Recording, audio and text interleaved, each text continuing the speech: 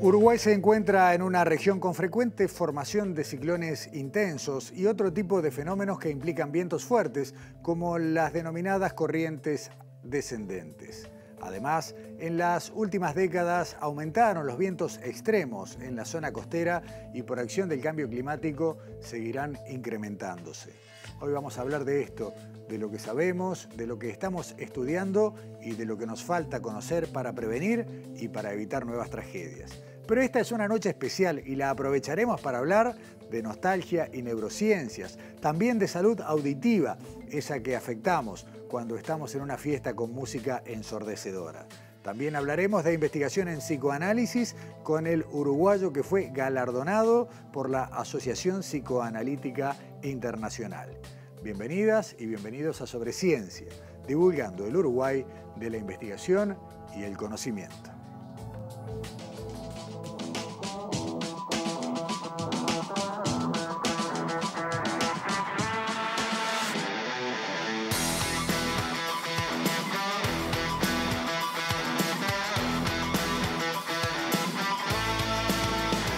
El 23 de agosto de 2005 se abatió sobre el sur del país uno de los peores episodios meteorológicos registrados.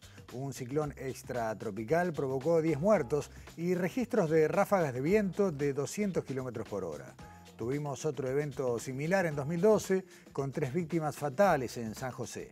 El tornado de Dolores en 2016 dejó 5 muertos y unos 200 heridos. Una corriente descendente en San Carlos dejó un muerto y 30 heridos en diciembre de ese mismo año. Tornados, ciclones extratropicales, corrientes descendentes, tormentas, fenómenos meteorológicos que pueden ocasionar vientos extremos y causar daños de diversa magnitud. ¿Por qué ahora tenemos mayores preocupaciones y la sensación de que cada vez sufrimos en mayor medida estos eventos? ¿Tenemos mejor capacidad de detección y previsión o simplemente un aumento de estos fenómenos producto del cambio climático? Lo conversaremos con la doctora Madeleine Renom, docente de grado 4 del Departamento de Ciencias de la Atmósfera de Facultad de Ciencias e investigadora de PDCIVA Geociencias. Madeleine, bienvenida y buenas noches. Muchas gracias por la invitación, un gusto estar con ustedes. El gusto es nuestro, Madeleine.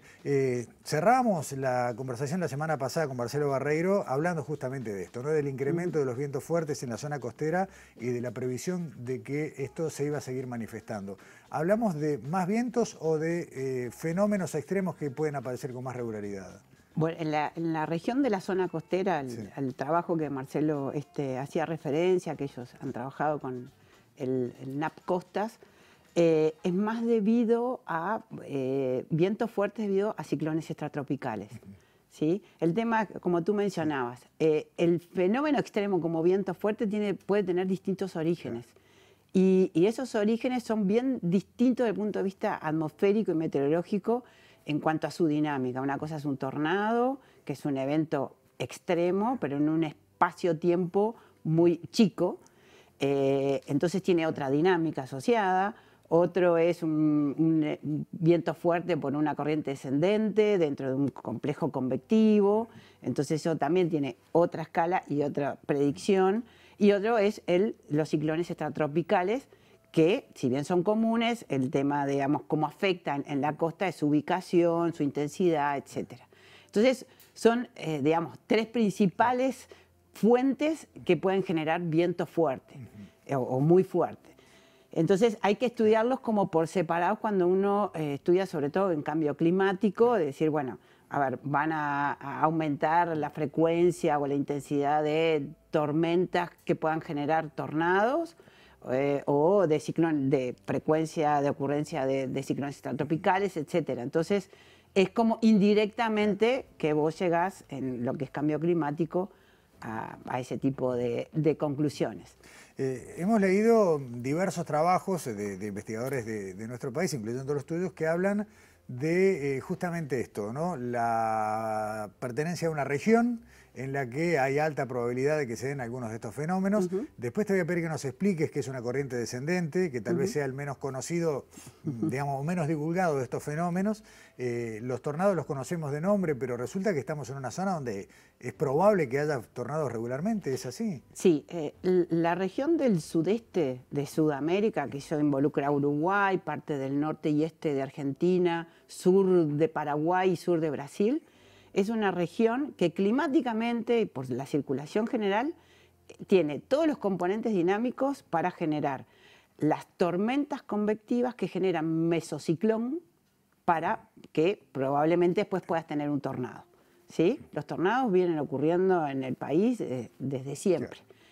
También es la segunda región a nivel de todo el hemisferio sur, ¿sí?, de generación de lo que es ciclogénesis para generar los ciclones extratropicales. La otra región del hemisferio sur está en el sudeste de Australia.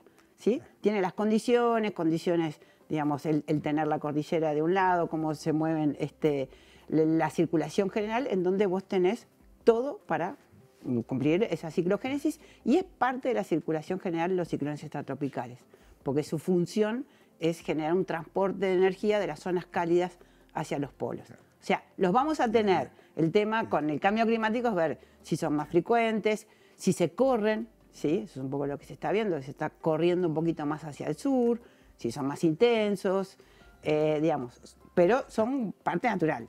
¿Sí? Para no irnos de los ciclones, de los extratropicales, ¿hay más que antes o es que tenemos más capacidad de pronosticarlos, de verlos desde, digamos, desde el momento que se empiezan a generar? ¿Es una tormenta o una perturbación atmosférica de movimiento lento, digamos, que dura varios días? Claro, el ciclón extratropical tiene otro poder de predictibilidad porque es un sistema más grande, digamos, en espacio y tiempo. Entonces vos tenés otro poder de predictibilidad. Un estudio que se hizo en Facultad de Ciencias, un trabajo final de tesis, nos mostraba en cuanto a lo que eran los ciclones extratropicales intensos, ¿sí? Porque ahí es lo que importa. Ciclones extratropicales puedes tener siempre, lo importante son los intensos y cuál es su trayectoria. En ese trabajo se había, digamos, primero que hay que ubicar, nosotros tenemos, así como en el hemisferio norte, digamos, se pone la temporada de huracanes, que es en el verano. Bueno, muchos estudios desde hace tiempo, la época de los ciclones extratropicales e intensos o explosivos, también que se les llaman, es de junio a noviembre. ¿Sí? Eso es, o sea, hay que centrarse ahí a tomar las precauciones porque es donde pueden pasar estos intensos y los que son explosivos. Los explosivos son de una dinámica muy rápida, se profundizan muy rápido. Entonces, el estudio había mostrado que sí, que había una tendencia a mayor frecuencia, sobre todo en agosto y parte de septiembre, de estos ciclones tropicales intensos. Correcto. En cuanto, no quiero olvidar de lo que te había preguntado, ¿qué es una corriente descendente y por qué nos preocupa? ¿Por qué termina siendo un fenómeno destructivo? Bueno, una corriente descendente, ya a otro espacio, es dentro de un sistema convectivo, o sea, es la convección genera las nubes cumulonimbus, que todos hemos visto, que son nubes de gran desarrollo vertical. Entonces, en una célula, una tormenta unicelular, o sea, con poner un solo cumulonimbus, vos tenés la entrada de aire a la nube, ¿sí? ¿Qué pasa? Al tener gran desarrollo vertical, esa nube tiene muchos cambios y muy rápidos de fase del vapor de agua, líquido a sólido, porque tenemos granizo, y después cambia y eso libera internamente mucha energía, tienen mucha energía. Y luego, por otra zona, la delantera, tenés el descenso de aire, ¿sí? Entonces, hay veces que ese descenso de aire es mucho más intenso. Siempre hay una corriente descendente. El tema es cuán intenso. Muchas veces lo sentimos que estás en una calma, está todo cubierto, estás escuchando los truenos, por ahí viendo el relámpago y de repente levanta el viento que te dicen es el pasaje de la tormenta. Muchas veces es debido a esa corriente descendente, pero no es tan intensa. ¿Por qué se determinó que lo ocurrido en San Carlos fue una descendente? Por cómo te queda tirada las cosas. En una corriente descendente, al ser bien hacia abajo y picar, digamos, chocar contra el suelo, a veces hace un toque una ola, así, claro. pero te tira todas las cosas como de cuajo, ¿sí? Y en una zona bien derecha. Que el tornado, al ser viento intenso, pero circulando, lo que te hace es retorcida. Los arranques son más retorcidos. O sea, es un trabajo forense. Sí, Claro. sí. Justo estamos viendo imágenes de lo que fue esa tormenta del 2016, que hasta donde recuerdo fue el último episodio grave meteorológico, por lo menos relacionado con vientos extremos. Bueno, no, ese año fue, después el 3 de enero hubo una situación acá en Montevideo, el 3 de enero del 2017, claro, en donde, que también fue todo un frente de ráfaga que agarró hasta Avenida Italia. O sea, claro, no, para el norte y en otras zonas no pasó. Son puntualmente, o sea, el ciclón, por lo que entiendo, tiene un área más amplia, digamos, geográficamente cubre más. En cambio, un tornado y una corriente descendente son más puntuales. Son puntuales, por eso, a ver, el tema de lo que tú hacías referencia al temporal del ciclón del 2005, ¿no? Sí. Ese fue un ciclón explosivo, porque bajó casi 20 hectopascales la presión en cuestión de 10, 12 horas, ¿sí? ¿Eso qué quiere decir? Que, porque lo habrán visto muchas veces, es un fuerte gradiente de presión. ¿Qué es eso y por qué lo asociamos con viento fuerte? Es lo mismo que si vos tenés toda una cantidad de aire que la haces pasar por un área más pequeña. ¿Sí? Es lo mismo cuando uno agarra la manguera, pues si el caudal es el mismo, aprieto y parece que sale más fuerte. Esto es más o menos lo mismo. O sea, el fuerte gradiente de presión es como, la presión es como si me achicara el área y tiene que pasar todo ese aire por ahí, para explicarlo de alguna forma sencilla. Entonces ahí llegó en el 2005 el centro, que estuvo muy ubicado muy cerca de la costa nuestra, llegó a 990 hectopascales, que es una presión muy baja. Muy baja. Y a partir de ahí, si uno ve los registros mismo en el aeropuerto de Carrasco, ahí es, cuando llega al mínimo, es donde el viento es más intenso y hubo viento sostenido de 100 kilómetros por hora y ráfagas de 180. Los ciclones extratropicales de nuestra región siempre están asociados al Río de la Plata, ¿no? Se siguen como un recorrido similar al del Río de la Plata. Bueno, se generan un poquito más al norte, noreste por Argentina y su trayectoria es que van bajando hacia el sureste y después mueren por el Atlántico Sur. ¿Hoy podemos pronosticar mejor que antes estos fenómenos? O sea, son distintos, si vos dijiste, algunos son más predecibles que otros. No sé si un tornado se puede pronosticar, ahí me dirás. Bueno, el tema de los tornados, como decíamos, es un fenómeno más pequeño y con una dinámica muy rápida. Y como ocurre en la zona de tornados que conocemos en Estados Unidos, ahí la manera de pronosticar es, en realidad, o de alertar a la población es mediante sirenas. Y que toda la gente sabe qué es lo que tiene que hacer. Pero tienen redes de radares en donde tienen la continuidad, o sea, porque el fenómeno del tornado, si vos no tenés un escaneo vertical de la tormenta, no tenés digamos, puede ser como no puede ser. Pero de todos modos, si yo te entiendo, si lo tenés que predecir con radares y con todo ese tipo de instrumental, es porque no tenés mucha ventana de tiempo para atrás. No tenés mucha ventana de tiempo, no vas a saber exactamente cuál va a ser la trayectoria, porque vos con el radar estás viendo la estructura de la tormenta, pero si uno pone el análisis de lo que es la base de la nube y la tormenta, el tornado es un punto. Entonces, no sabés desde que se genera dónde va a tocar tierra, que ahí se convierte en tornado, y cuál va a ser su trayectoria. ¿Sí? Entonces, digamos, tornados, también nosotros recordamos el de Dolores, pero por el impacto que tuvo y atravesó a la ciudad en diagonal. Pero en el 2012 hay fotos cercanos a Dolores en donde vos tenés 2 conos de tornados. Pasó por el campo. Entonces, lo que vos decías, si son más frecuentes o no, es una situación de que tenemos más información desde el punto de vista científico, ¿sí?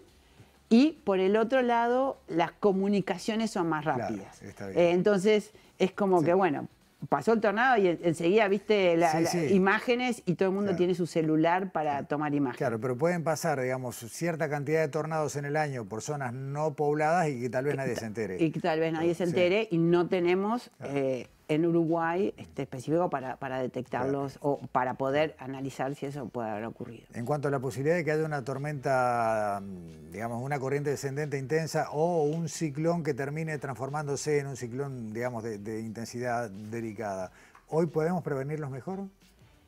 Yo creo que, bueno, en relación a lo que era el 2005, en ese momento no había ningún sistema de alertas. Claro. Las alertas hay que saber interpretarlas también. O sea, hoy tenemos un sistema de alertas más, digamos, seguido si uno ve, las alertas por tormentas son cada 3 horas. O sea, se actualizan cada 3 horas. ¿Por qué? Porque la tormenta va moviéndose, puede cambiar su intensidad y eso, bueno, fue propuesto un poco cuando estábamos en UMED, porque bueno, la gente tiene que seguir, no es lo mismo. Pero la alerta por viento fuerte debido a un ciclón extratropical, ¿sí? Que es una situación donde vos vas a tener persistencia. O sea, ese viento fuerte va a estar más tiempo soplando fuerte. Ahí son de repente por 12 horas, 14 horas. El tema es después, bueno, ¿cuál es el impacto en esas zonas? ¿No? En las zonas costeras, porque la zona, digamos, en donde climatológicamente se ubican los centros de estos ciclones extratropicales es en el Atlántico Sur, cercano a las costas entre Maldonado y Rocha. El tema es que todo ese viento tan fuerte durante mucho tiempo, tenés erosiones costeras, obviamente, podés tener inundaciones por las dos cosas, apilamiento de agua, o sea, los ríos no pueden descargar, ¿sí? Entonces podés generar inundaciones más adentro también. Entonces, creo que hay que empezar a considerarlo, a prepararse porque los ciclones van a seguir estando y preparar toda esa zona costera, bueno, caídas de árboles asociados, ¿no? O sea, eso también. Más de una vez, ya en el último minuto de la conversación, más de una vez hablaste de distintos trabajos de investigación que han ido aportando conocimiento. Sumado a lo que puede ser una nueva manera más adecuada de alertar, más instrumental, que de una u otra manera se ha ido agregando, ¿esta base científica que se ha ido sumando nos da mejores herramientas para prepararnos para lo que va siendo claramente una consecuencia del cambio climático? Sí. Digo, hay que seguir estudiando y cada fenómeno requiere su estudio, porque vos decís, bueno, también el tema del viento es complejo, porque vos por ahí podés tener un viento fuerte, o sea, en cuanto a intensidad, pero es con componente norte, el impacto no va a ser tan importante. Sí ocurrió, creo que fue en el 2017, que la gente decía tsunami porque se había retraído toda el agua, porque el viento norte y persistente, pero no tenía un efecto en la población, tal vez en la parte costera, sí, en el trabajo de los pescadores, etcétera. Entonces, esto requiere mejores redes de medición en todo sentido, no solo de la variable, y mantener el trabajo. Creo que se está trabajando muchísimo, hay cosas que en los procesos estos de tormentas convectivas o de tornados, no tenemos la gente todavía, los recursos humanos como para desarrollarlos, pero sí es importante porque ahí conectás todo el conocimiento en la escala de tiempo, ¿sí? Entonces, pero sí, el conocimiento que tiene Uruguay está disponible también para los tomadores de decisiones, porque eso es lo importante, ¿sí? Te despido pasando en limpio algo, ¿no? No perdamos de vista, entonces, lo que tú dijiste, que estamos en una zona con alta capacidad de generación de ciclones extratropicales, hay un corredor de tornados dibujado en Argentina, que uno, si lo prolonga, pasa por Uruguay, estamos adentro. Tenemos estas corrientes descendentes que se dan frecuentemente, a no distraerse que el viento es un problema y lo va a seguir siendo. Es un problema y lo va a seguir siendo, sí, tenés razón. Madeleine Renaud, muchísimas gracias por acompañarnos. Muchas gracias a ustedes, un gusto. Igualmente. No se vayan, ya continuamos con Sobre Ciencia.